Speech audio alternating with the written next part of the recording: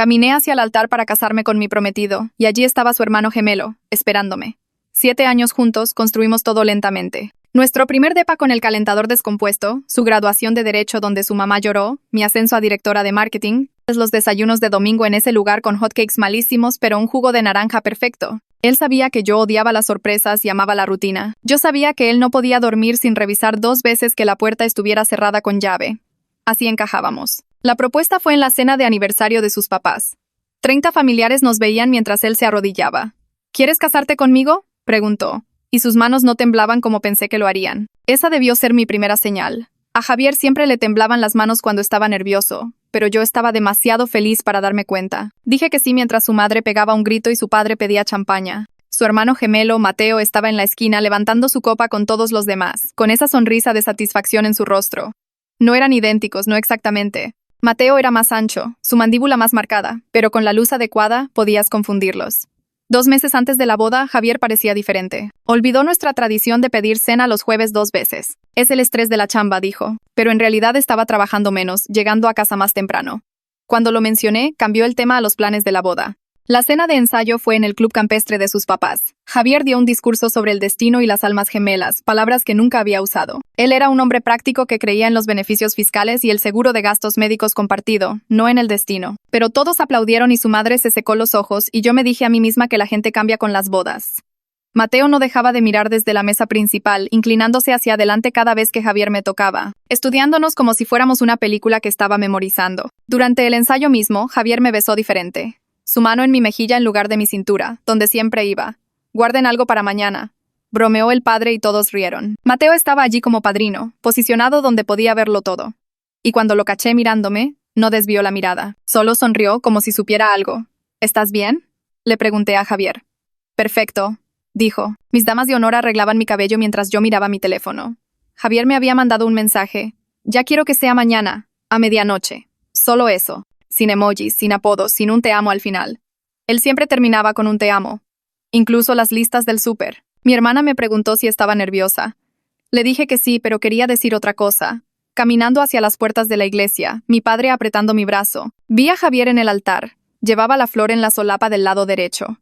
Habíamos discutido específicamente que iría del lado izquierdo porque su abuelo siempre la usaba a la izquierda. La coordinadora de bodas, Laura Gómez, lo había anotado 3 veces, pero ahí estaba él.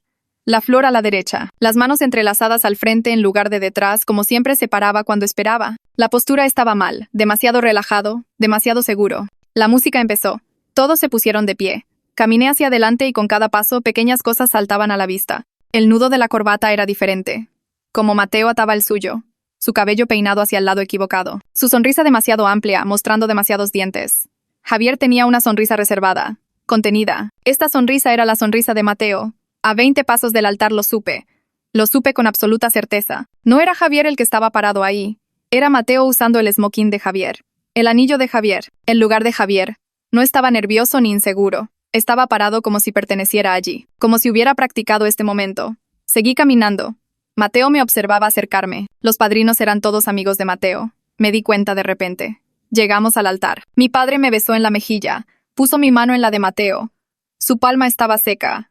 Firme. Las de Javier siempre estaban un poco húmedas cuando estaba emocional. Las de Mateo nunca. El padre comenzó a hablar sobre el amor y el compromiso mientras mi mente corría. Mateo se inclinó más cerca de lo que Javier lo haría. Su loción era diferente, más fuerte. Su madre estaba llorando en la primera fila, pero no me estaba mirando a mí. Estaba mirando hacia la puerta como si esperara algo. Su padre revisaba su teléfono constantemente. Mateo susurró durante la oración. Te ves hermosa. Javier nunca interrumpiría la oración. Nunca rompería el protocolo así, pero Mateo sí. Mateo, el que siempre se paraba demasiado cerca en las cenas familiares. El que recordaba mi cumpleaños cuando Javier lo olvidaba. El que me traía café exactamente como me gustaba cada vez que visitaba a Javier en nuestro depa. El padre preguntó si había objeciones.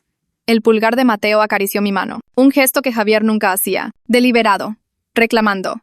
Luego el padre se volvió hacia Mateo. ¿Aceptas tú, Javier, tomar a esta mujer? Sí, acepto. Como si hubiera estado esperando decirlo. Mi turno. El padre me sonrió. ¿Aceptas a este hombre como tu legítimo esposo? La mano de Mateo sostenía la mía firmemente. Su madre había dejado de llorar. Su padre guardó el teléfono. El padre esperaba. Todos esperaban. Los ojos de Mateo se encontraron con los míos. Pacientes y seguros. Como si supiera lo que diría antes que yo. Sí, padre. El padre levantó las manos y nos sonrió a ambos. Ahora los declaro marido y mujer. Puede besar a la novia.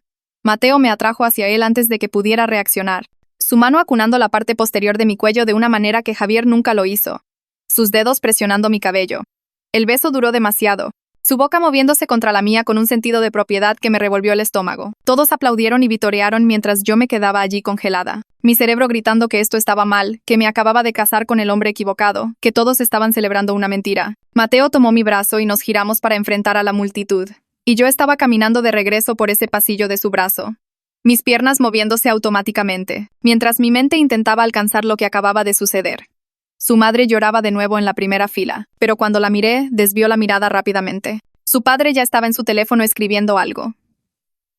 El fotógrafo nos tomaba fotos sonriendo, y me di cuenta de que estaba sonriendo porque mi cara sabía qué hacer en una boda incluso cuando mi cerebro se estaba desmoronando. El club campestre estaba decorado exactamente como Javier y yo lo planeamos. Flores blancas y listones dorados por todas partes, pero ahora se sentía como entrar en un escenario. La línea de recepción se formó y Mateo se posicionó a mi lado.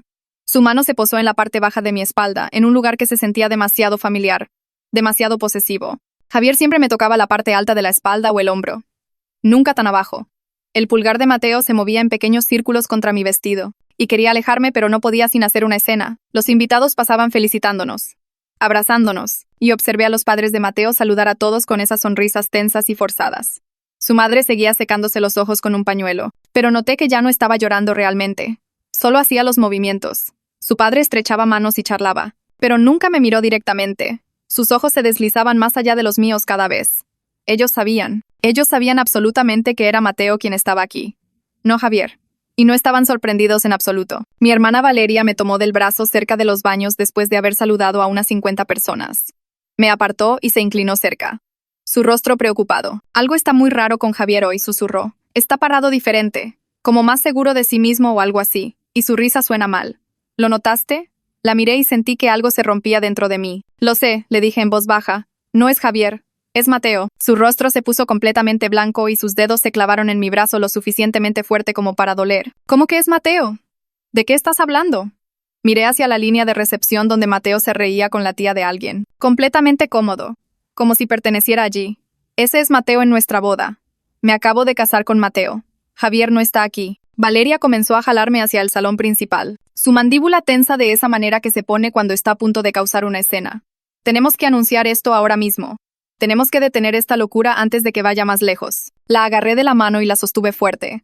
Espera, necesito entender qué le pasó a Javier primero. Necesito saber dónde está y si está bien antes de hacer algo público. Ella me miró como si estuviera loca. ¿Te acabas de casar con la persona equivocada y quieres esperar? Asentí, mi mente repasando posibilidades. Solo ayúdame a investigar en silencio. Fingiré que todo es normal durante la recepción mientras averiguamos qué está pasando. Por favor. Me miró por un largo momento y luego asintió lentamente. Está bien, pero si no encontramos respuestas rápido, le voy a decir a todos. El primer baile comenzó y Mateo me llevó a la pista mientras todos miraban y aplaudían. Me acercó, más cerca de lo que Javier jamás me abrazó durante nuestras clases de baile, su mano abierta en mi espalda. La música sonaba y nos movíamos juntos y él se inclinó para que su boca estuviera justo al lado de mi oído. Te he amado desde que Javier te llevó a la casa por primera vez hace 7 años, susurró. He esperado tanto por esto. Su aliento en mi cuello me puso la piel chinita y me dio asco. Realmente físicamente enferma. Pero seguí sonriendo y moviéndome porque había 200 personas mirando y cámaras por todas partes. Me obligué a seguir bailando, a seguir fingiendo, mientras Mateo me sostenía como si fuera de su propiedad y susurraba cosas que me hacían querer salir corriendo y gritando de la habitación. Me disculpé para ir al baño tan pronto como terminó el baile, prácticamente corriendo por el salón de recepción. Dentro del lujoso baño con sus cubiertas de mármol y accesorios dorados, saqué mi teléfono con manos temblorosas y marqué el número de Javier. Se fue directo a buzón. Marqué de nuevo. Buzón. Otra vez, buzón. Mis manos temblaban tanto que apenas podía sostener el teléfono. Intenté enviarle un mensaje de texto preguntándole dónde estaba, si estaba bien, si sabía lo que Mateo había hecho. Los mensajes se mostraban como enviados, pero nada entregado. Miré mi teléfono y sentí que el pánico crecía en mi pecho porque Javier se había ido y no tenía forma de contactarlo y me acababa de casar con su hermano. Valeria me encontró 20 minutos después y me llevó a un rincón cerca de la barra. Hablé con Antonio Vélez, dijo en voz baja. ¿Lo recuerdas? El amigo de Javier de la Facultad de Derecho. Asentí. Antonio dijo que le pareció raro que Javier le pidiera ser padrino hace solo 2 semanas. No han sido cercanos en años. Casi dijo que no porque le pareció muy aleatorio. Se inclinó más cerca. Todos los padrinos son en realidad amigos de Mateo, no el grupo habitual de Javier. Lo verifiqué con algunos de ellos, todos conocen a Mateo mucho mejor que a Javier. La cena comenzó y todos se sentaron en sus mesas asignadas. Mateo se levantó con su copa de champaña y el salón guardó silencio. Comenzó a hablar sobre la paciencia y esperar el momento adecuado, sobre cómo vale la pena esperar años por algunas cosas, y sus ojos se clavaron en los míos todo el tiempo. Varios invitados se movieron incómodos en sus asientos. Su madre se secó los ojos de nuevo con ese pañuelo, pero observé con atención y vi que en realidad no estaba llorando. Solo se tocaba la cara con el pañuelo y hacía expresiones tristes. Todo era una actuación. Vi el video de la boda reproduciéndose en las pantallas alrededor de la recepción, mostrando nuestra ceremonia desde diferentes ángulos. En cada toma, la flor de Mateo estaba prendida en el lado derecho de su saco. Recordaba tan claramente haber discutido esto con Javier y con Laura Gómez, la coordinadora de bodas. Lado izquierdo porque el abuelo de Javier siempre lo usaba a la izquierda. Lo hablamos 3 veces. Laura incluso lo había anotado, pero ahí estaba en el video, claro como el agua, prendido en el lado derecho. Otra prueba de que era Mateo, no Javier. Mi amiga Isabela apareció a mi lado y me llevó al pasillo. Vi algo raro durante el cóctel, dijo, luciendo preocupada. El papá de Mateo estaba guardando las llaves del coche de Javier en su bolsillo. Conozco esas llaves por ese estúpido llavero del América que Javier siempre trae. Cuando le pregunté, dijo que Javier le pidió que moviera el coche, pero miré afuera y el coche de Javier ni siquiera está aquí. Revisé todo el estacionamiento. Minutos después, el DJ anunció que era hora de cortar el pastel. Mateo tomó mi mano y me llevó al pastel blanco de 3 pisos con rosas de azúcar. Todos se reunieron alrededor con sus teléfonos en alto, tomando fotos y videos. El fotógrafo nos posicionó correctamente, diciéndonos que sonriéramos.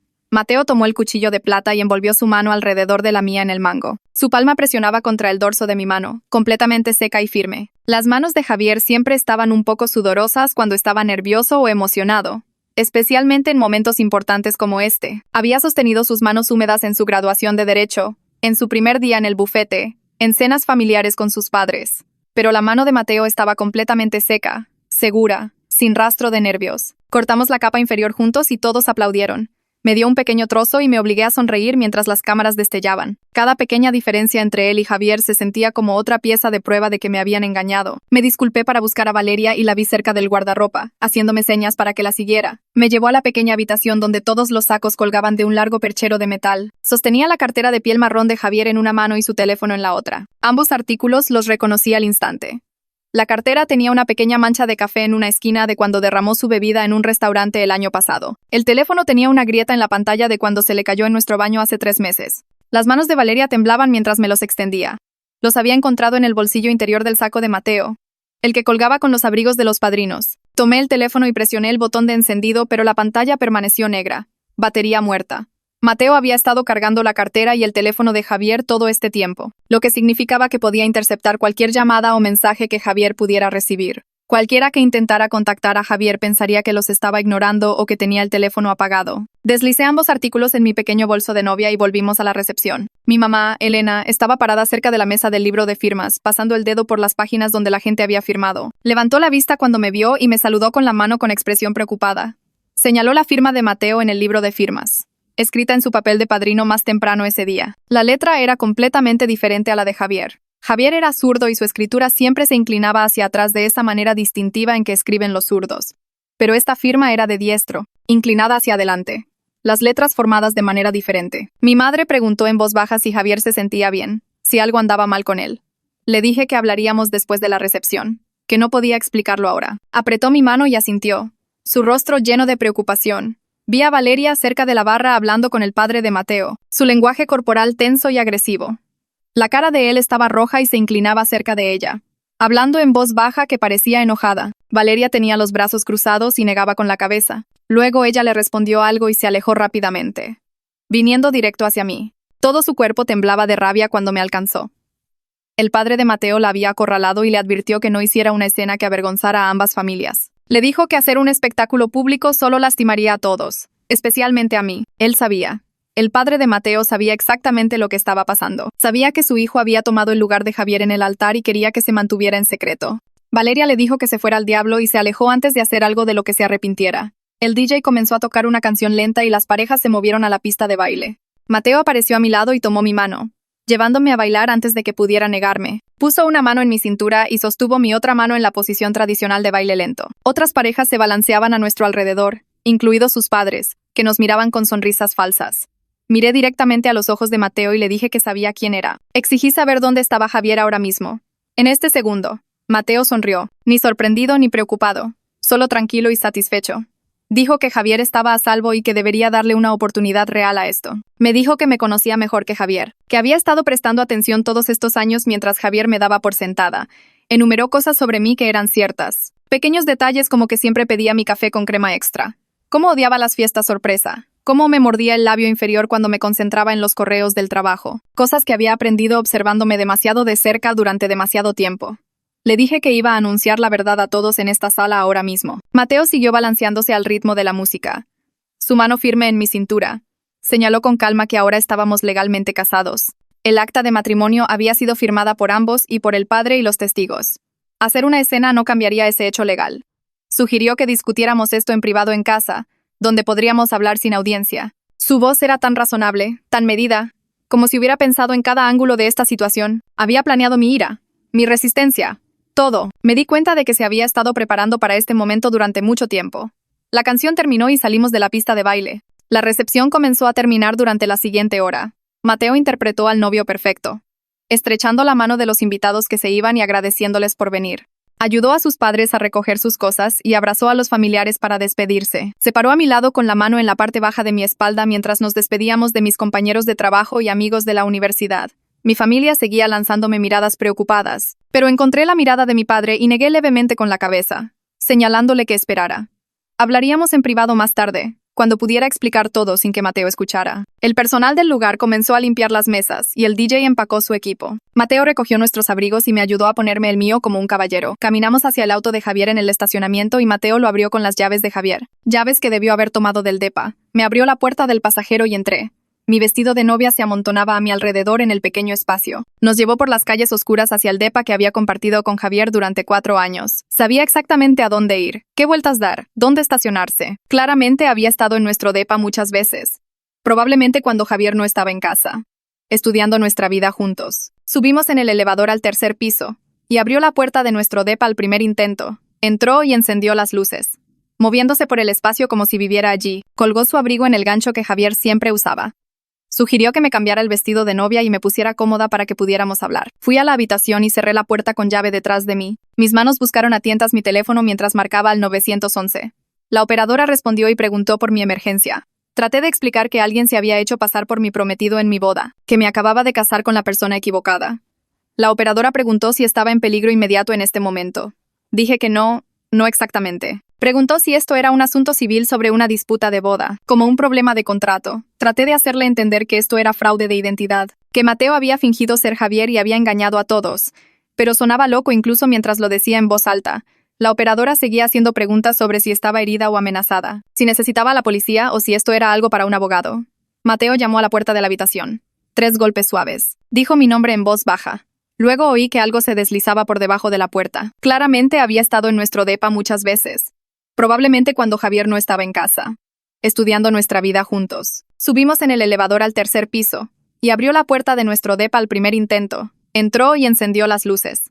Moviéndose por el espacio como si viviera allí, colgó su abrigo en el gancho que Javier siempre usaba. Sugirió que me cambiara el vestido de novia y me pusiera cómoda para que pudiéramos hablar. Los mensajes de texto mostraban a Javier teniendo una crisis nerviosa por la boda, diciendo que no estaba listo y que no sabía cómo decírmelo. Mateo respondió ofreciéndose a ayudar, a manejarlo, a encargarse de todo. Javier parecía estar de acuerdo. Aunque los mensajes eran vagos y podían leerse de diferentes maneras, había mensajes de hace 3 días donde Javier decía que necesitaba tiempo y Mateo decía que entendía. El último mensaje de Javier decía que lo sentía. Fui a la habitación y cerré la puerta con llave detrás de mí. Mis manos buscaron a tientas mi teléfono mientras marcaba al 911. La operadora respondió y preguntó por mi emergencia. Traté de explicar que alguien se había hecho pasar por mi prometido en mi boda, que me acababa de casar con la persona equivocada. La operadora preguntó si estaba en peligro inmediato en este momento. Dije que no exactamente. Preguntó si esto era un asunto civil sobre una disputa de boda. Me acerqué y lo recogí. El teléfono de Javier. Mateo dijo a través de la puerta que podía revisarlo, como prueba de que Javier sabía del cambio. Me dijo la contraseña, que era la misma que siempre había sabido. Presioné el botón de encendido y el teléfono se encendió. Introduje el código y se desbloqueó. Fui directo a los mensajes y encontré una larga conversación entre Javier y Mateo. Me desplacé hasta hace 2 semanas y comencé a leer. Los siguientes mensajes eran vagos. Mateo diciendo que él se encargaría de todo, y que Javier solo necesitaba confiar en él. Javier respondió con un emoji de pulgar hacia arriba, lo cual se sintió mal porque Javier odiaba los emojis. Siempre decía que eran comunicación perezosa. Seguí desplazándome y encontré mensajes de hace 5 días, donde Javier decía que necesitaba espacio para pensar. Mateo le respondió diciendo que ya había arreglado todo. Grabado a las 6:47 p.m. Mi dedo se detuvo sobre el botón de reproducción durante varios segundos antes de presionarlo. La voz de Javier salió por el altavoz, quebrada, llorando. Dijo que lo sentía mucho pero que no podía seguir adelante con el matrimonio, que se sentía atrapado y necesitaba tiempo para averiguar qué quería. Su voz se quebró cuando dijo mi nombre. Dijo que sabía que esto era cruel, pero que no podía enfrentarme en el altar. Se filtraba ruido de fondo, viento y el zumbido de llantas sobre el pavimento, como si estuviera grabando desde dentro de un auto en movimiento. Alguien más estaba conduciendo porque podía oír la respiración de otra persona, aunque no hablaron. La nota de voz terminó después de 42 segundos. Las últimas palabras de Javier rogándome que lo perdonara algún día. La reproduje 3 veces más, buscando pistas sobre dónde estaba o quién conducía. Mateo volvió a llamar a la puerta. 3 golpes suaves como antes. Dijo que Javier estaba en la cabaña de su familia en la sierra, a unas 3 horas al norte de la ciudad. Dijo que Javier fue por voluntad propia, que quería espacio lejos de mí y de la presión de la boda. Mateo insistió en que Javier le había pedido que tomara su lugar en el altar, porque tenía demasiado miedo de decírmelo él mismo. Su voz a través de la puerta sonaba tranquila y racional, como si toda esta situación tuviera perfecto sentido para él.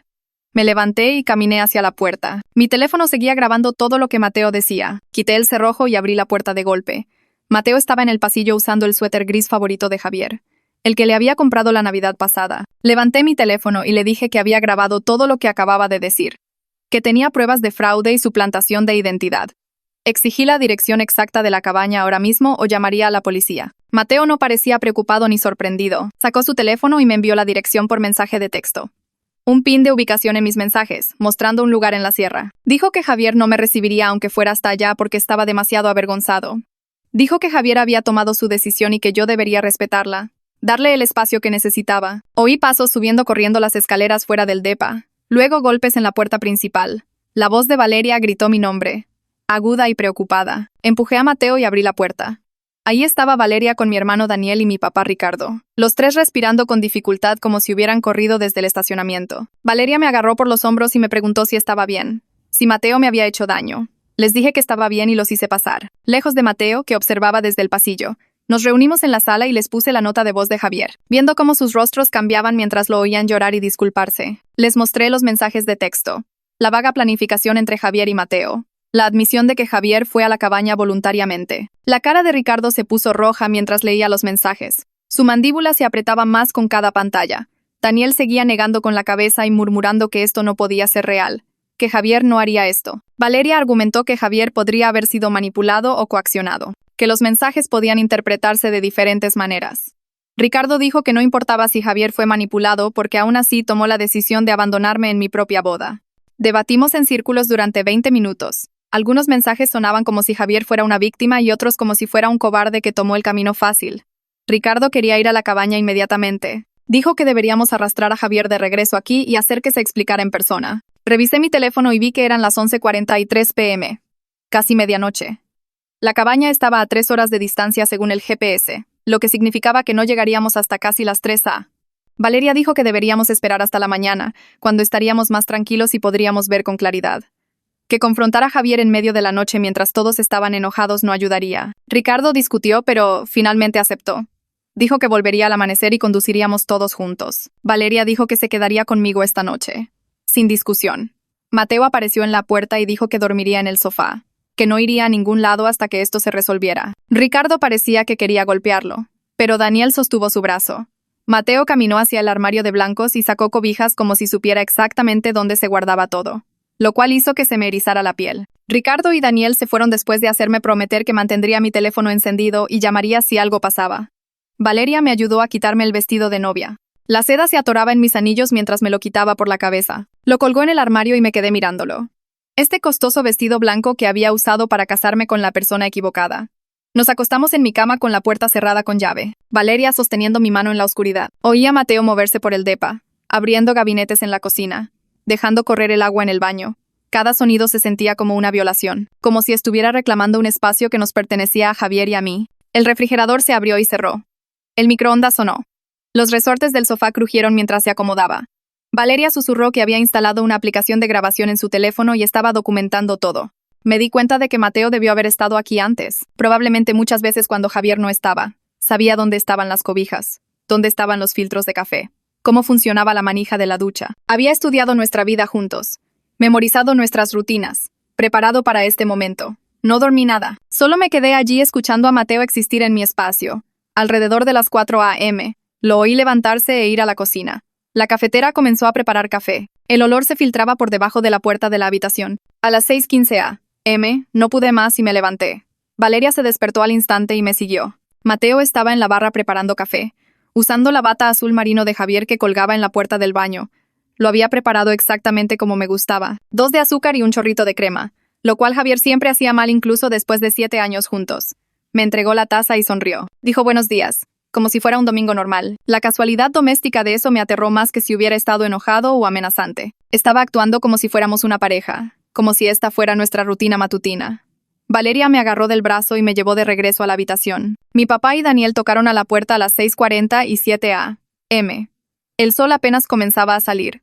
Recogimos nuestras cosas mientras Mateo observaba desde el sofá, todavía usando la bata de Javier. Ricardo le dijo que se quedara aquí y no intentara ninguna estupidez. Evidente. Mateo asintió y dijo que estaría aquí cuando regresáramos. Completamente seguro de que volvería con él. Valeria dijo que se quedaría para vigilar a Mateo y documentar cualquier cosa sospechosa. Me abrazó fuerte y susurró que la llamara cada hora. Los 3 caminamos hacia la camioneta de Ricardo en el estacionamiento. El aire de la mañana frío y agudo. Nadie habló mientras salíamos de la ciudad hacia el norte, las carreteras casi vacías tan temprano en domingo. Daniel se sentó atrás mirando su teléfono, probablemente enviando actualizaciones a nuestra madre. Ricardo agarraba el volante con fuerza, sus nudillos blancos. Vi la ciudad desaparecer detrás de nosotros, reemplazada por suburbios y luego árboles. El GPS mostraba 2 horas y 43 minutos restantes. Condujimos a través de pequeños pueblos aún dormidos, pasando por restaurantes cerrados y gasolineras vacías. La carretera subía hacia las montañas, serpenteando a través de bosques que se volvían más espesos a medida que subíamos. Mi teléfono vibró con un mensaje de Valeria diciendo que Mateo se había duchado y ahora estaba cocinando el desayuno en mi cocina. La mandíbula de Ricardo se apretó más. El GPS nos dirigió a carreteras más pequeñas, luego a un camino de tierra apenas lo suficientemente ancho para la camioneta. Los árboles se apretujaban a ambos lados, las ramas raspando las ventanas. Dimos una curva y apareció la cabaña, pequeña y deteriorada, con pintura descascarada y un porche hundido. El sedán negro de Javier estaba en el camino de tierra, cubierto por el polen amarillo de 3 días. No había otros autos ni señales de vida. Nos estacionamos detrás del auto de Javier y nos quedamos sentados allí por un momento, nadie se movía. Ricardo apagó el motor y el silencio se sintió pesado. Salimos y caminamos hacia el porche, las viejas tablas crujiendo bajo nuestros pies. Toqué la puerta, mi mano temblando.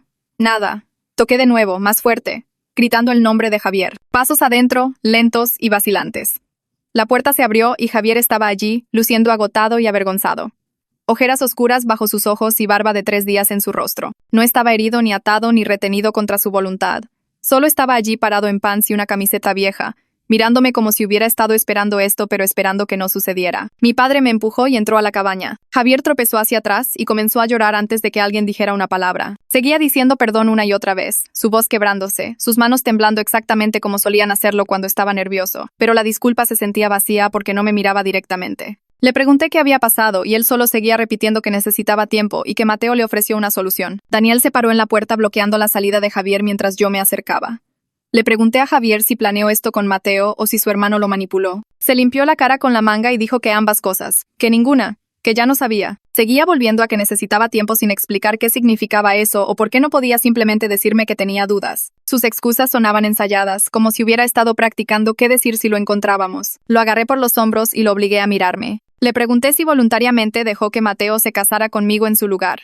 La pregunta quedó flotando allí por un largo momento antes de que Javier asintiera y admitiera que sabía que Mateo tomaría su lugar en la ceremonia. Dijo que pensó que solo sería temporal, solo hasta que él resolviera las cosas. Su voz se volvió más baja cuando dijo que no se dio cuenta de que Mateo planeaba consumar el matrimonio y apoderarse de su vida por completo. La forma en que lo dijo me dio asco porque significaba que había considerado aceptable alguna versión de esto.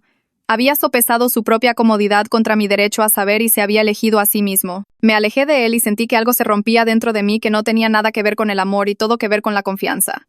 7 años de mi vida construidos sobre una base que nunca existió. Mi padre se movió tan rápido que apenas lo vi. Agarró a Javier por la camisa y lo empujó contra la pared. Levantó el puño y pensé que realmente lo golpearía. En lugar de eso, solo lo sostuvo allí y lo llamó cobarde. Dijo que Javier destruyó la vida de su hija porque no podía tener una conversación honesta. Las palabras salieron duras y fuertes, resonando en la pequeña cabaña. Dijo que Javier era débil y egoísta y que no me merecía a mí ni a nadie más. Javier no trató de defenderse ni de alejar a mi padre. Solo se quedó allí recibiéndolo. Su rostro rojo, las lágrimas seguían cayendo. Mi padre finalmente lo soltó y Javier se deslizó hasta sentarse en el suelo. Daniel jaló a nuestro padre antes de que las cosas empeoraran. El silencio después se sintió más pesado que los gritos. Javier me miró desde el suelo y comenzó a hablar sin que yo le preguntara. Dijo que Mateo ha estado obsesionado conmigo durante años, que había sorprendido a Mateo vigilando nuestro depa desde el otro lado de la calle varias veces. Había visto a Mateo siguiéndome al trabajo y sentado en cafeterías donde yo tenía reuniones. Javier dijo que pensó que mantener a Mateo cerca era más seguro que alejarlo por completo. Lo hizo sonar como si me estuviera protegiendo, pero en realidad era demasiado débil para enfrentar a su hermano. Dijo que Mateo empeoró después del compromiso, haciendo preguntas constantes sobre nuestra relación y nuestras rutinas. Javier admitió que debería habérmelo dicho, pero no quería asustarme ni causar un drama familiar. Cada excusa que dio solo demostró lo poco que había considerado mi seguridad o mi derecho a saber que alguien me estaba acosando. Comencé a registrar la cabaña mientras Javier estaba sentado allí. Abrí cajones y miré debajo de la cama y revisé el armario. En un gabinete de la cocina, detrás de algo de comida enlatada, encontré un cuaderno negro. El nombre de Mateo estaba escrito en el interior de la portada con su letra pulcra. La primera página tenía mi horario de trabajo de hace 3 años, listando a qué hora llegaba y me iba cada día. Las siguientes páginas detallaban mi pedido de café, mis lugares para almorzar, mi rutina de gimnasio, la ruta que tomaba a casa. Había notas sobre mis comidas favoritas y los libros que leía en el metro y los amigos con los que me reunía para tomar algo. Había documentado mis patrones de relación con Javier, anotando cuándo peleábamos y cuándo parecíamos felices. Algunas entradas incluían bocetos de mí sentada en cafés o caminando por la calle. Las fechas mostraban que esto había estado sucediendo desde poco después de que Javier y yo nos mudamos juntos. Esto no era una obsesión reciente. Eran años de planificar, observar y esperar. Le aventé el cuaderno a Javier y las páginas se esparcieron por el suelo. Le pregunté si sabía sobre esto, y dijo que no todo, no tan detallado, pero luego admitió que le había contado a Mateo sobre nuestros problemas en los últimos meses. Dijo que Mateo hacía preguntas sobre mi estado de ánimo y nuestras discusiones y Javier las respondía porque se sentía bien hablar con alguien. Dijo que Mateo ofreció consejos y simpatía y finalmente sugirió que tal vez Javier no estaba listo para el matrimonio. Cuando Javier mencionó sus dudas, Mateo dijo que podía ayudar, que podía tomar su lugar temporalmente. Javier admitió que se sintió aliviado cuando Mateo hizo la oferta. Ese alivio lo hizo cómplice de todo lo que sucedió. No era solo una víctima de la manipulación de su hermano. Era un participante activo que eligió la salida fácil. Me senté en el sofá frente a Javier y le pregunté directamente si quería estar casado conmigo. La pregunta era simple y merecía una respuesta simple. Javier miró al suelo y dijo que me amaba. Le dije que eso no fue lo que pregunté. Dijo que no estaba seguro de estar listo para el matrimonio. Le pregunté si 7 años no eran tiempo suficiente para averiguarlo. Dijo que pensaba que estaba listo, pero cuando se acercó la fecha entró en pánico. Siguió hablando en círculos, nunca dando una respuesta directa. Solo más excusas y explicaciones que no significaban nada. Su incapacidad para simplemente decir sí o no después de todo lo que habíamos construido juntos fue la prueba final que necesitaba. Esta relación nunca fue tan sólida como yo creía. Había estado enamorada de la idea de nosotros mientras Javier había estado inseguro todo el tiempo.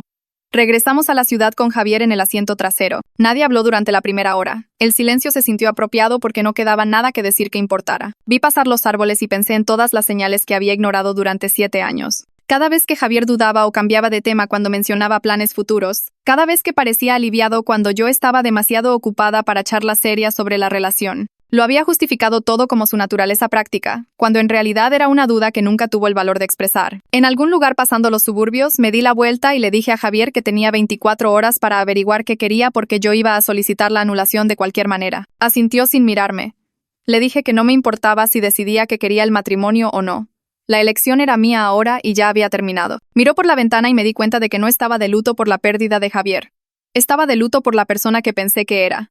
La relación que pensé que teníamos. El verdadero Javier era este hombre débil que preferiría dejar que su hermano le robara la vida antes que tener una conversación difícil. Dejamos a Javier en un hotel cerca de su oficina. Salió sin despedirse y entró con los hombros encorvados. Mi padre me llevó de regreso al depa y me preguntó si quería que subiera. Le dije que no. Necesitaba manejar esto yo misma. El depa se sentía diferente cuando entré. Como si la presencia de Mateo lo hubiera contaminado. Se había ido, pero su loción aún flotaba en el aire. Encontré una nota en la barra de la cocina con su letra. Decía que se estaba quedando con sus padres y esperaba que considerara darle una oportunidad real. La nota continuaba por 2 páginas sobre lo bien que me conocía, enumerando mis cosas favoritas y mis hábitos y mis sueños para el futuro. Cada detalle era algo que solo alguien que observara de cerca sabría. Mencionó el libro que estaba leyendo, el ascenso que quería en el trabajo, el lugar de vacaciones que le había mencionado a Javier meses atrás. La nota confirmaba todo lo que mostraba el cuaderno. Mateo me había estado estudiando como un examen que planeaba aprobar con la máxima calificación. Llamé a mi madre y le pedí el número de la abogada que había mencionado. Me lo dio junto con una advertencia de que esto se pondría complicado y caro. Ya no me importaba lo complicado o lo caro. Solo quería salir de esto. La abogada respondió al tercer timbrazo y le expliqué la situación lo más claramente que pude. Escuchó sin interrumpir y cuando terminé dijo que este era el caso más inusual que había encontrado en 20 años de derecho familiar. Hizo preguntas detalladas sobre la ceremonia y si yo sabía que era Mateo en ese momento, le dije que sospechaba pero que seguía adelante de todos modos, lo cual podría complicar las cosas. Dijo que el matrimonio podría ser anulable debido a fraude, pero necesitaríamos probar que Mateo me engañó intencionalmente. Preguntó si tenía pruebas y le conté sobre el cuaderno y los mensajes en el teléfono de Javier. Dijo que llevara todo a su oficina mañana y comenzaríamos a construir el caso. Su confianza me hizo sentir un poco menos impotente, como si tal vez pudiera deshacer lo que Mateo y Javier me habían hecho. La abogada se reclinó en su silla y preguntó si el matrimonio se había consumado, su pluma flotando sobre su bloc legal. Sentí que se me revolvía el estómago al darme cuenta de lo que Mateo había estado planeando cuando trató de quedarse a solas conmigo en el depa esa primera noche. Quería acostarse conmigo antes de que mi familia pudiera intervenir, para hacer el matrimonio más difícil de anular, para crear otra capa de complicación que me atrapara aún más. El cálculo detrás de ese plan me enfermó físicamente, y tuve que disculparme para ir al baño, donde me quedé sobre el lavabo respirando profundamente. Cuando volví, la abogada estaba tomando notas y me dijo que la falta de consumación ayudaría significativamente a nuestro caso. Programó otra reunión para más tarde en la semana y me dio la información de contacto del detective en la estación de policía. A la mañana siguiente, conduje a la estación de policía con el cuaderno y el teléfono de Javier en una carpeta en el asiento del pasajero. La detective asignada a mi caso era una mujer de unos 40 años que parecía escéptica cuando comencé a explicar sobre el fraude de identidad en mi boda. Tomaba notas pero seguía mirando el reloj como si tuviera casos más importantes esperando. Luego le mostré el cuaderno con la letra de Mateo documentando mis rutinas y hábitos de los últimos 3 años y su expresión cambió por completo. Se puso guantes y comenzó a fotografiar cada página, haciéndome preguntas sobre cuándo noté por primera vez el comportamiento de Mateo y si me sentía insegura. Le mostré el teléfono de Javier con los mensajes de texto entre los hermanos y llamó a otro detective para revisar la evidencia con ella. Pasaron 1 hora revisando todo mientras yo estaba sentada en una incómoda silla de plástico tomando un café malo de una máquina en el pasillo. La detective finalmente me llamó de nuevo a la sala de interrogatorios y me explicó que esto era legalmente complicado porque Javier sabía sobre el cambio. Y Mateo es su gemelo idéntico. Dijo que probar la intención criminal sería difícil cuando el verdadero novio estaba al tanto y consintió en la sustitución, aunque yo no lo supiera, pero la evidencia de acoso en el cuaderno definitivamente podría respaldar cargos de hostigamiento y el fraude de identidad podría calificar dependiendo de cómo la fiscalía quisiera manejarlo. Dijo que presentaría todo al fiscal del distrito y alguien me contactaría para presentar cargos. Pregunté cuánto tiempo tomaría eso y dijo que probablemente unas pocas semanas, lo que se sintió como una eternidad cuando Mateo todavía estaba ahí fuera pensando que tenía algún derecho sobre mí. Llegué a casa alrededor del mediodía y encontré a los padres de Mateo esperando en el vestíbulo del edificio con un hombre en un traje caro que se presentó como su abogado. Preguntaron si podíamos hablar en privado en mi depa y casi digo que no, pero decidí que quería escuchar lo que tenían que decir. Arriba. Su abogado sacó papeles para una anulación silenciosa que no involucraría ningún registro público o cargos criminales contra Mateo. Explicó que estaban preparados para compensarme por mis problemas y angustia emocional y todo lo que tenía que hacer era firmar el acuerdo y nunca discutir el asunto públicamente. La madre de Mateo seguía secándose los ojos con un pañuelo mientras su padre estaba junto a la ventana mirando su teléfono y me di cuenta de que su principal preocupación era evitar el escándalo que dañaría su reputación en su círculo social del club campestre. Les dije que no iba a firmar nada y que Mateo necesitaba ser evaluado por un profesional de la salud mental porque su comportamiento mostraba claros signos de trastorno obsesivo. La expresión de su abogado se endureció y me advirtió que hacer esto público también dañaría mi reputación, que la gente cuestionaría mi juicio por seguir adelante con la ceremonia incluso después de sospechar que algo andaba mal. Dijo que a los empleadores no les gusta contratar personas involucradas en escándalos personales complicados y que mi carrera en marketing podría sufrir un daño permanente. La madre de Mateo comenzó a llorar de verdad entonces, rogándome que pensara en el futuro de Mateo y cómo un antecedente penal arruinaría su vida. Les dije que se fueran y que tendrían noticias de mi abogada. Y el padre de Mateo finalmente levantó la vista de su teléfono para decir que estaba cometiendo un terrible error. Después de que se fueron, llamé a Valeria y le pedí que viniera de inmediato. Llegó en 1 hora y le expliqué la advertencia del abogado de que la familia de Mateo intentaría controlar la historia. Pasamos la tarde documentando todo en mi laptop. subiendo fotos de las páginas del cuaderno a una cuenta privada en la nube y escribiendo una línea de tiempo de los eventos con fechas y testigos. Valeria sugirió que nos adelantáramos a su narrativa publicando algo simple en las redes sociales antes de que pudieran darle la vuelta. Redacté una declaración diciendo que mi ceremonia de boda involucró fraude de identidad y que estaba buscando acciones legales, sin nombrar a Mateo o Javier inicialmente. Valeria la revisó y dijo que era lo suficientemente directa y objetiva como para que no pudieran acusarme de difamación. Publiqué la declaración en mis cuentas personales a las 6 de la tarde. En una hora, mi teléfono comenzó a explotar con notificaciones y mensajes. Amigos comentando preguntando qué pasó. Conocidos de la universidad compartiendo la publicación y gente que apenas conocía enviándome mensajes privados pidiendo detalles. Para la medianoche, la publicación se había compartido más de 1000 veces y reporteros de noticias locales llamaban a mi teléfono pidiendo entrevistas. Apagué mi teléfono e intenté dormir, pero seguí revisando mi laptop para ver cómo subían los números. A la mañana siguiente, mi jefa llamó antes de que llegara al trabajo.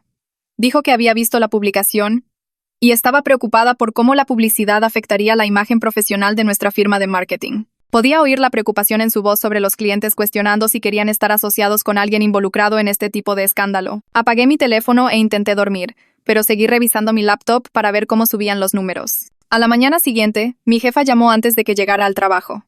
Dijo que había visto la publicación y estaba preocupada por cómo la publicidad afectaría la imagen profesional de nuestra firma de marketing. Podía oír la preocupación en su voz sobre los clientes cuestionando si querían estar asociados con alguien involucrado en este tipo de escándalo. Le dije a Javier que seguía protegiendo a Mateo en lugar de asumir la responsabilidad por su propio papel en dejar que esto sucediera. Comenzó a llorar y dijo que sabía que había tomado decisiones terribles, pero que Mateo estaba enfermo y la cárcel no lo ayudaría. Le pregunté a Javier por qué nunca me dijo que Mateo estaba obsesionado conmigo. ¿Por qué seguía llevando a su hermano a nuestro depa cuando sabía que Mateo me estaba observando? Javier admitió que pensó que mantener a Mateo cerca era mejor que alejarlo y empeorar la obsesión, lo cual sonaba como el tipo de lógica retorcida que nos metió en este desastre. Esa noche, Antonio me llamó de la nada preguntando si estaba bien después de ver mi publicación en redes sociales. Hablamos durante una hora y me dijo algo que hizo que todo encajara.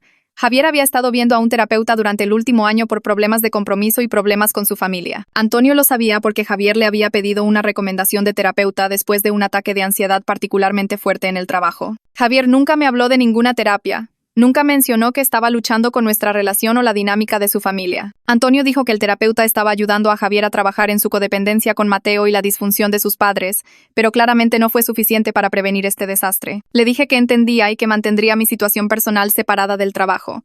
Pero me di cuenta de que mi carrera podría tener consecuencias que no había considerado cuando decidí hacer esto público. Javier llamó a mi celular esa tarde. La primera vez que sabía de él desde que lo dejamos en el hotel. Su voz temblaba cuando me rogó que no destruyera la vida de Mateo por esto, diciendo que su hermano estaba mentalmente enfermo y necesitaba ayuda, no un proceso penal. Le agradecí a Antonio por decírmelo y colgué sintiéndome enojada de que Javier hubiera estado lidiando con todo esto en secreto mientras yo planeaba nuestra boda pensando que todo estaba bien. 2 días después, la detective llamó con una actualización. Mateo había aceptado someterse a una evaluación psicológica como parte de un posible acuerdo para evitar cargos criminales. La psicóloga señaló que Mateo había estado construyendo una elaborada fantasía sobre nuestra relación durante años, convenciéndose a sí mismo de que mi relación con Javier era solo un error del que me daría cuenta una vez que Mateo me mostrara lo bien que me entendía. La detective dijo que este diagnóstico respaldaría tanto los cargos de hostigamiento como el caso de anulación, demostrando que Mateo no estaba actuando racionalmente cuando orquestó el cambio en la boda. La audiencia se programó para 2 semanas después en un pequeño juzgado que olía a madera vieja y cera para pisos. Mateo se sentó en la mesa de la defensa con un traje gris que lo hacía parecer más pequeño de lo que recordaba, su abogado de pie para argumentar que el tratamiento de salud mental obligatorio sería más útil que los cargos penales. El abogado habló sobre el diagnóstico de Mateo, sobre cómo él realmente creía que sus acciones demostraban amor en lugar de causar daño, sobre cómo la cárcel no arreglaría lo que estaba roto en su cerebro. Me senté con mi abogada en la otra mesa, viendo las manos de Mateo temblar ligeramente mientras miraba la veta de la madera frente a él, y me di cuenta de que ya no sabía lo que quería. La jueza, una mujer de unos 60 años con gafas de lectura en una cadena, me miró directamente y me preguntó qué resultado buscaba. Mi abogada me había preparado para esta pregunta, pero ponerme de pie para responder se sintió como elegir entre venganza y alivio. Le dije a la jueza que quería la anulación del matrimonio basada en fraude, que quería una orden de restricción que mantuviera a Mateo alejado de mí, y que quería tratamiento obligatorio con alguien que verificara que realmente asistiera. Dije que no lo quería en la cárcel porque eso no me protegería ni lo arreglaría, pero necesitaba protección legal contra cualquier contacto futuro. Mi voz se mantuvo firme mientras hablaba, lo que me sorprendió porque mis manos temblaban peor que las de Mateo ahora. La jueza tomó notas mientras hablaba.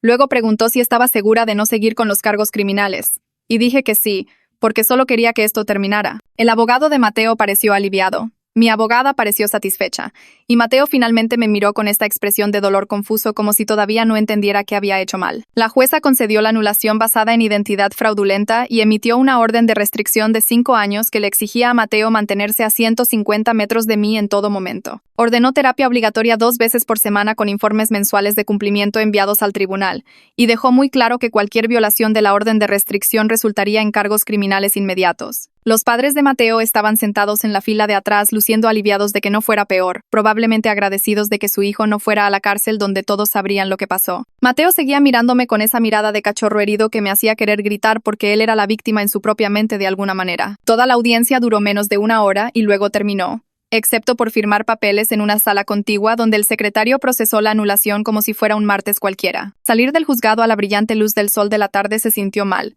como si algo tan grande debiera suceder en un día oscuro y lluvioso. Javier estaba esperando en las escaleras y casi pasó de largo porque me había entrenado para no buscarlo más. Dijo mi nombre y me detuve, girando para verlo más delgado y cansado de una manera que no tenía nada que ver con el sueño. Dijo que se mudaba a otra ciudad para empezar de nuevo, que no podía quedarse aquí con todos los recordatorios de lo que pasó. Su voz se quebró cuando se disculpó de nuevo, pero luego admitió que no era capaz de tener la relación que yo merecía, lo cual fue probablemente lo más honesto que me había dicho en meses. No lloré, ni grité, ni le pedí que se quedara. Solo asentí y caminé hacia mi auto mientras él se quedaba allí viéndome ir. El lunes siguiente volví al trabajo y enfrenté preguntas de colegas que habían visto mis publicaciones en redes sociales sobre el fraude de la boda. La mayoría de la gente fue amable al respecto, preguntándome si estaba bien de esa manera cuidadosa que usa la gente cuando no quiere entrometerse pero también realmente quiere detalles. Mi jefa me llamó a su oficina a media mañana luciendo preocupada y me dijo que me apoyaba completamente, pero que algunos clientes habían mencionado la situación y se preguntaban si afectaría mi trabajo. Me di cuenta en ese momento de que mi reputación profesional había recibido un golpe que necesitaría reconstruir,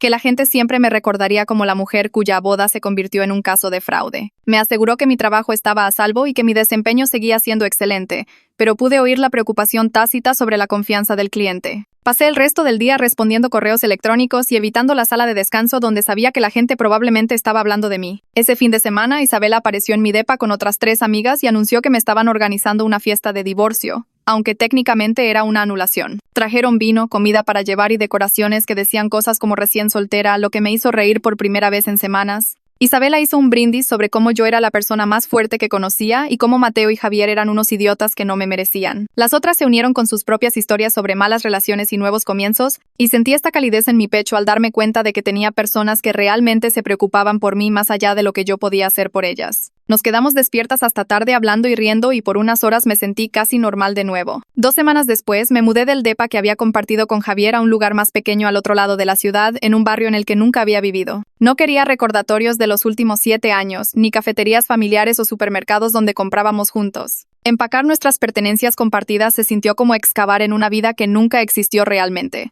Cada artículo planteaba preguntas sobre qué era real y qué era una actuación. La cafetera que compramos juntos después de su graduación de Derecho, el sofá sobre el que discutimos durante 3 fines de semana antes de finalmente ponernos de acuerdo, la foto enmarcada de unas vacaciones donde pensé que éramos felices. Dejé la mayor parte para que Javier se encargara, llevándome solo lo que era definitivamente mío y algunas cosas que no podía soportar dejar atrás. Valeria me ayudó a empacar cajas mientras me preguntaba si estaba segura de dejar tantas cosas y le dije que no quería nada que me recordara a Javier. El nuevo depa era más pequeño, pero era solo mío, y estar de pie en la sala vacía con cajas apiladas contra las paredes se sintió como la primera respiración real que había tomado en meses. 3 meses después de la boda comencé a ver a una terapeuta recomendada por mi abogada, que se especializaba en trauma y problemas de confianza. La primera sesión fue incómoda, yo tratando de explicar la situación a alguien nuevo que seguía sintiendo como si esto fuera normal en lugar de completamente demencial. Hizo preguntas sobre mi relación con Javier, sobre cómo había pasado por alto las señales de alerta, sobre qué pensaba que podría haber hecho de manera diferente. Lloré durante la mayor parte de esa primera hora, lo que me hizo enojar porque pensé que ya había superado llorar por esto, pero ella dijo que llorar era procesar, no debilidad, y que había pasado por alto las señales de alerta porque quería creer en la relación,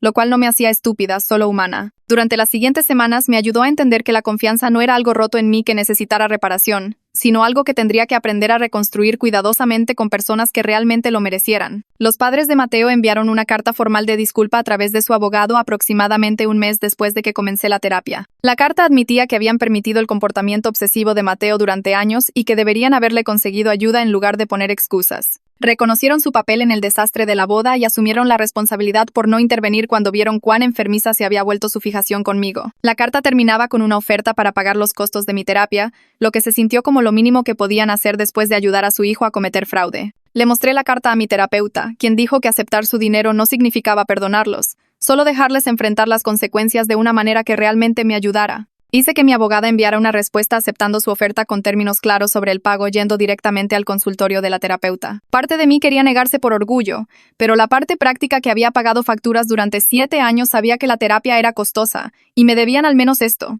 Me encontré a Antonio en un café cerca de mi nuevo depa un sábado por la mañana, ambos buscando la misma mesa junto a la ventana. Me reconoció primero y me preguntó si estaba bien, su rostro mostrando preocupación genuina en lugar de curiosidad entrometida. Nos sentamos juntos y hablamos durante casi 1 hora y me dijo que a Javier le estaba yendo mejor en su nueva ciudad, que finalmente había encontrado un terapeuta en el que confiaba y estaba siendo honesto sobre sus problemas familiares por primera vez. Antonio dijo que Javier preguntaba por mí a veces, pero entendía por qué yo no quería contacto. Escuché todo esto y no sentí nada, lo que me demostró cuán completamente me había desconectado de esa relación. Javier era solo alguien que solía conocer ahora, no la persona con la que había planeado pasar mi vida. Antonio pareció aliviado de que no me estuviera desmoronando, y cuando nos despedimos afuera del café, me di cuenta de que realmente estaba bien, no solo fingiendo para otras personas, sino genuinamente comenzando a reconstruir algo real. Mi jefa me llamó a su oficina 3 semanas después de esa plática con Antonio, y entré esperando otra discusión difícil sobre la publicidad en torno a mi situación. Cerró la puerta y me dijo que el equipo ejecutivo quería ascenderme a directora senior de marketing. Me quedé sentada confundida porque había asumido que el desastre de la boda había dañado mi reputación profesional sin posibilidad de reparación. Explicó que la campaña que había estado liderando para nuestro cliente más grande había superado todos los objetivos, generando ingresos que hicieron que los números trimestrales de la compañía saltaran significativamente. El cliente me solicitó específicamente para su próxima campaña, impresionado por cómo manejé la presión y entregué resultados, incluso mientras lidiaba con problemas personales. Dijo que los ejecutivos vieron a alguien que podía manejar situaciones de crisis sin desmoronarse, que era exactamente lo que necesitaban en el nivel senior. El ascenso venía con un aumento sustancial y mi propio equipo, convirtiendo la peor experiencia de mi vida en un impulso profesional inesperado que se sintió extraño aceptar. Tomé el ascenso porque rechazarlo no cambiaría lo que pasó, y al menos algo bueno podía salir de todo ese dolor. Valeria me invitó a una cena en el depa de su amiga el fin de semana siguiente, diciendo que era hora de que conociera gente que no tuviera nada que ver con mi relación pasada o la situación de la boda. Casi digo que no por costumbre, pero luego me di cuenta de que me había estado aislando durante meses y necesitaba empezar a vivir de nuevo. La cena incluyó a 6 amigos de la Universidad de Valeria, personas que sabían mi historia, pero me trataron normalmente en lugar de como alguien frágil que podría romperse. Hablamos sobre trabajo, viajes y estúpidos reality shows, conversación normal que no giraba en torno a mi trauma. Me sorprendí riéndome de la broma de alguien sobre su terrible jefe y me di cuenta de que no estaba constantemente escaneando la habitación o mirando por encima del hombro. La ansiedad de que alguien me estuviera observando se había desvanecido lo suficiente como para poder relajarme con extraños, lo que se sintió como una victoria más grande de lo que probablemente debería haber sido. Uno de los amigos de Valeria me preguntó si estaba saliendo con alguien, y dije que no, pero no me sentía a la defensiva al respecto. Estaba aprendiendo a confiar en mi propio juicio de nuevo, construyendo lentamente la confianza de que podía leer a las personas y situaciones con precisión. La detective llamó un martes por la mañana mientras revisaba propuestas de campaña en el trabajo. Dijo que Mateo había cumplido totalmente con su plan de tratamiento y la orden de restricción durante los últimos 4 meses, asistiendo a terapia 2 veces por semana y tomando la medicación prescrita sin faltar a las dosis. La psicóloga que trabajaba con Mateo creía que estaba haciendo un progreso genuino en la comprensión de que su comportamiento había sido incorrecto y dañino. Aparentemente, Mateo pasaba las sesiones hablando de sus patrones obsesivos y cómo se había convencido a sí mismo de que tomar el lugar de Javier era de alguna manera ayudarme. La detective dijo que la psicóloga usó palabras como pensamiento delirante y fijación obsesiva, términos clínicos que hacían que las acciones de Mateo sonaran como síntomas en lugar de elecciones. Parte de mí quería seguir enojada con Mateo por lo que hizo, pero otra parte se sintió aliviada de que estuviera recibiendo ayuda real en lugar de solo ser castigado. La detective preguntó si quería actualizaciones sobre el progreso de Mateo, y dije que sí porque saber que estaba estable me hacía sentir más segura. Llegó una carta a mi depa 2 semanas después con una etiqueta de reenvío del sistema judicial, y supe de inmediato que era de Mateo. Sostuve el sobre durante varios minutos antes de abrirlo, no segura de querer leer lo que fuera que hubiera escrito. La carta tenía 2 páginas, escrita a mano con la letra pulcra de Mateo que no se parecía en nada a los garabatos desordenados de Javier. Se disculpaba por engañarme y reconocía que sus acciones fueron delirantes y dañinas, usando casi las palabras exactas que su psicóloga probablemente usó en terapia. Escribió que se había convencido a sí mismo de que me amaba lo suficiente como para hacerme feliz.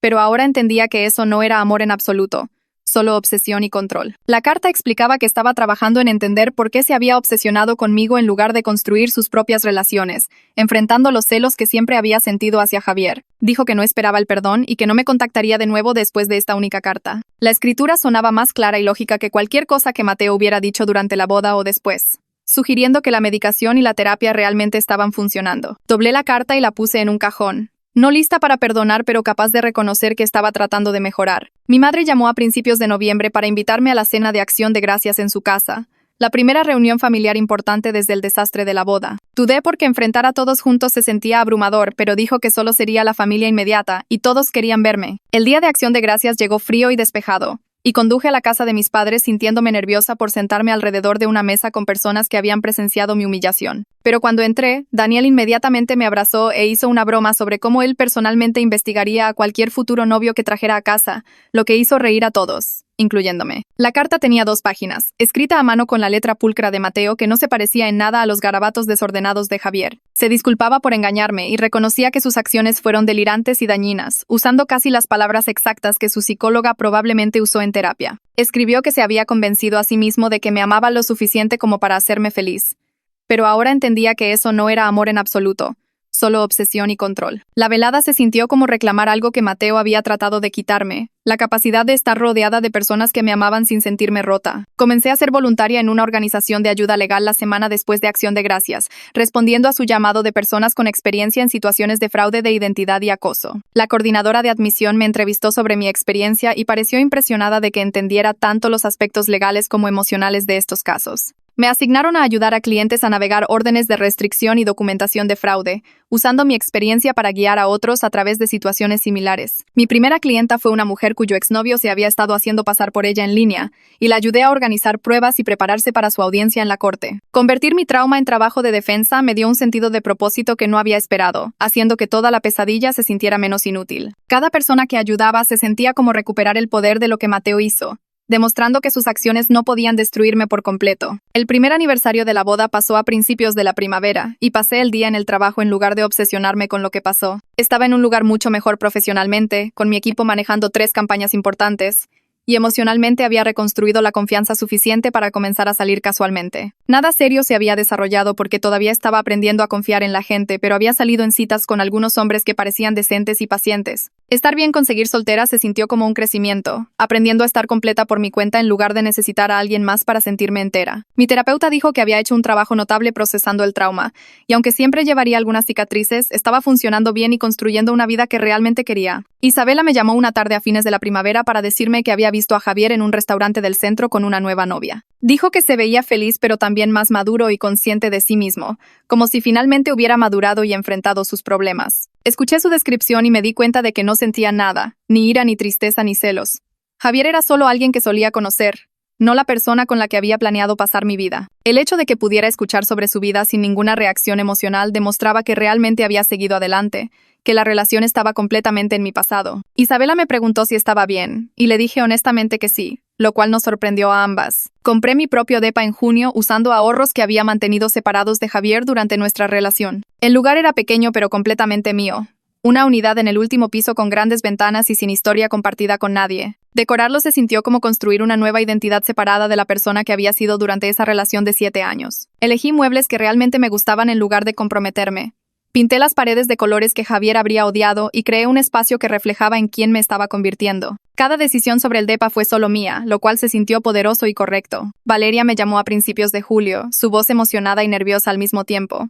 Me dijo que su novio le había propuesto matrimonio y quería que fuera su dama de honor principal. Dije que sí de inmediato, genuinamente feliz por ella sin ningún rencor por mi propia boda fallida. Estar de pie en su boda se sentiría como reclamar algo que Mateo intentó robarme, recuperar la alegría que las bodas deberían representar. El compromiso de Valeria me recordó que no todo sobre las bodas estaba manchado, que el amor y el compromiso aún podían ser reales y hermosos cuando se construían sobre la honestidad. Pasaron 2 años y apenas reconocí a la persona en la que me había convertido, de la mejor manera posible. Mi equipo en el trabajo se expandió a 12 personas después de que conseguimos 3 cuentas importantes en 6 meses, Y mi jefa comenzó a pedirme que presentara en reuniones de la compañía porque los clientes respondían bien a mi confianza. Compré mejores muebles para mi depa y colgué arte que realmente me gustaba en lugar de las cosas neutrales y seguras que Javier prefería. Valeria y yo comenzamos una tradición de cena mensual donde probábamos nuevos restaurantes y nos reíamos de los desastres en las citas, incluyendo los míos porque había comenzado a ver gente de nuevo. Las primeras citas fueron terribles, tipos que hablaban demasiado o no escuchaban, o me hacían sentir que necesitaba interpretar alguna versión de mí misma. Luego conocí a alguien en una conferencia de trabajo que hacía buenas preguntas y recordaba mis respuestas, que no presionaba cuando decía que necesitaba tomar las cosas con calma. Llevábamos 4 meses saliendo y él sabía lo de Mateo y Javier porque se lo conté desde el principio, exponiéndolo todo para ver si salía corriendo. No corrió, solo dijo que eso sonaba muy difícil y me preguntó qué necesitaba de él para sentirme segura. Esa sola pregunta me dijo que era diferente a cualquiera con quien hubiera salido antes. Íbamos al cine e intentábamos cocinar juntos y él nunca se quejaba cuando yo verificaba los planes o pedía espacio cuando me sentía abrumada. Mi terapeuta dijo que estaba haciendo un trabajo notable, reconociendo patrones de relación saludables, que mi radar no estaba descompuesto, solo aprendiendo nuevos ajustes. Todavía tenía días malos en los que miraba por encima del hombro o sospechaba de los gestos amables, pero esos días llegaban con menos frecuencia ahora. Mateo se mantuvo completamente alejado. Sus padres enviaban actualizaciones anuales a través de abogados confirmando el cumplimiento de su tratamiento, y Javier nunca me contactó después de mudarse, lo cual se sintió como la decisión correcta para ambos. Me di cuenta una mañana mientras preparaba café en mi soleada cocina de que lo que me hicieron fue horrible, violento y me cambió permanentemente. Pero también destruyó una relación que nunca fue tan fuerte como yo creía. 7 años con Javier me enseñaron lo que no quería, cómo se veía conformarse, lo que me costaba ignorar mis instintos. Construir esta nueva vida basada en la honestidad y el respeto propio se sintió más difícil, pero más real que cualquier cosa que tuviera antes. Llevaba cicatrices de ese día de la boda y probablemente siempre las llevaría. Momentos en que la confianza se sentía imposible o el amor se sentía peligroso, pero también llevaba una fuerza que no sabía que tenía, límites que había aprendido a defender, instintos en los que había aprendido a confiar de nuevo. Mirando mi reflejo ahora, veía a alguien genuinamente feliz con quien se había convertido, alguien que sobrevivió a algo terrible y salió entera del otro lado.